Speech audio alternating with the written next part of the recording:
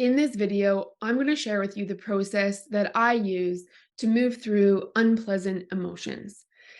And I like to just call them that, unpleasant or uncomfortable. But I try not to label them as bad because as soon as we label an emotion as bad, our brain wants to automatically reject it. And it's really hard to process and move through the emotion when we're telling ourselves that this shouldn't be happening. And oftentimes there's a layer of judgment that sits on top of the emotion that really locks it in when we label something as bad. So if we can get to the point that emotions are just that, they are energy in motion, and that they're not great, they're not awful. It's what we think about the emotion that actually has the charge behind it. So part of becoming an emotional adult is being able to act from a place of responding rather than reacting. And part of that process is being able to allow and move through uncomfortable emotions. If you think about why the reason is that you react, is because normally it's a very automatic response. There's no time and space between having a feeling that you're triggered and then reacting to it. So when we can practice the skill of moving through emotions, we can become more responsive and less reactive. Now, oftentimes when we feel an unpleasant emotion come about, it's very normal for us to want to resist it or to avoid it or suppress it. And that could look like many different things depending on what your pattern is when you're trying to deal with an unpleasant emotion. So it could be maybe that you turn to watching Netflix, or maybe you turn to food, maybe you turn to drinking. These are all buffering activities that distract your brain from actually processing and feeling what's really going on. But if you can just take a moment to tune in and pay attention to what this emotion is trying to tell you, you will gain a lot of information and a lot of wisdom with your own body and enhance the connection and relationship that you have with yourself. So, I like to do what's called having an intimate conversation with my emotions. And you're probably thinking, what is this? So, I'm going to explain this to you. Take it or leave it. I want to share this tool with you guys because it has helped me through a lot of the challenges that I've been through in my life most recently. And before I had this skill, I was much more reactive and not always externally, but internally. So here we go. This is my step by step. I'm going to try to walk you guys through it as best as I can. So the first thing that you're going to do is pause. Okay, you feel this emotion coming on. You feel perhaps you start to feel anxiety or anger or disappointment. You start to feel this coming on. And in that first moment that you recognize it, there needs to be a space that you can be silent and still without distractions. And this might not always be available. You might be at work, or you might be on a trail, or you might be, in a conversation with someone. But just know that you always have the option and the freedom to excuse yourself. And that, I believe, is the most beautiful form of self-care, is to give yourself what you need in that moment because of how you want to show up in those situations.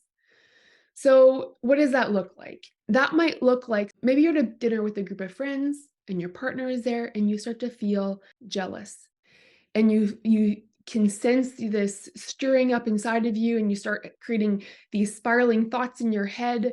Then you recognize, okay, this is very uncomfortable right now and I need to remove myself from the situation. Maybe you go to the washroom and you set your timer, 2 minutes. Set your timer for 2 minutes and just breathe. Inhale, exhale. Focus on your breath and focus on the vibrations in your body. If you are at home, I love to do this lying down because you can really scan your body. So, the first step is to pause. Set your timer for 2 minutes and just focus on your breath. Focus on the sensation. Get out of your head and into your body. The more you continue thinking about that thing, the more amplified the experience is going to be, the emotion is going to be. So, after you've done the pause and breathe, the next thing that you want to do is a body scan. And this is easiest done laying down or sitting in a quiet space, although this is not always available. And what does that look like? Body scan. It's literally going from your toes to your head and checking in with each part of your body. Or if the emotion is very intense and it's very obvious, it might just pop up and you might be able to recognize where that emotion sits in your body. So that's the second thing is ask yourself, where is this emotion residing right now in my body? Breathe into it and continue to observe. Put your focus there and get curious. You can start to ask more questions like, what texture is this emotion? What shape does it represent? What color does it feel like?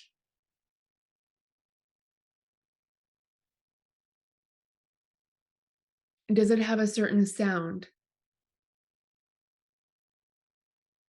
If it was a piece of art, what would it look like? Does it change shape? Is it slow or is it fast? And start to identify all of the characteristics of this emotion. Sometimes the emotion will move around. Sometimes it will grow and sometimes it will get smaller. And this process can take up to 5 minutes. You can even take longer. Only you will know how much time you should spend with this emotion and how much time you need to. And the goal is not to do this so that it's gone. The goal is to do this to allow it. And when we allow it and we can accept it, then it starts to dissipate. So after you have described it and you've become very clear on what it looks like, where it is, what it sounds like, you can ask, what is this emotion? Try to label the emotion so that you can get familiar with what emotions feel like and differentiate between, say, what sadness feels like versus what anxiety feels like, or what rage feels like versus what anger feels like. There are some subtle differences, but only you will know that. And then my favorite question, this is really the conversation piece. This is the intimate conversation piece. Is I like to ask, what are you trying to tell me? And if something doesn't come up right away, be patient. Take your time. There's always something there. And sometimes your brain will try to intellectualize it and make sense of it. But this is just a moment where you can ask the question and then allow whatever comes up to come up. So that is the process. Number one, create a pause, set your timer. Number two, do a body scan. Number three, get curious, start to describe it. Number four, identify, label the emotion.